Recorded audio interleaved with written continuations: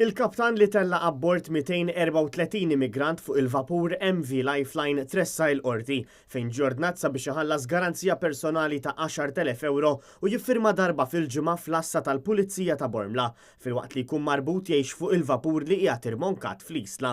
Il-kaptan Ġermaniż ta' 57 sena Klaus Peter Reich tressa l-qorti taħt mandat ta' subizzjoni wara 5 ijiem li l-vapur ingħata l-permess mill-Gvern Malti biex jidħol fil-port u tressaq taħt l-akkuża li mexxa operazzjoni fl-ibħra territorjali Maltin mingħajr ma saret reġistrazzjoni mal-Awtorità tar-Reġistru tal-Bastimenti żgħar filwaqt li għamel użu minn vapur brabta kummerċjali. Ftit qabel ma bdiet il-kawża l-ekwipaġġ tal-vapur Lifeline inġabru quddiem il-qorti bistrixxuni bil-kliem jistqarru li l-fatt li salva l-ħajjiet mhijiex azzjoni kriminali. Fil-qorti l-Ispettur Mario Haber qal li l-Awtorità Transport Malta għamlet kuntatt mal-awtoritajiet Olandiżi fejn ivverifikat li l-bastiment Lifeline ma kienx irreġistrat dal-minkejja li l-bastiment kienet itajjar din il-bandiera.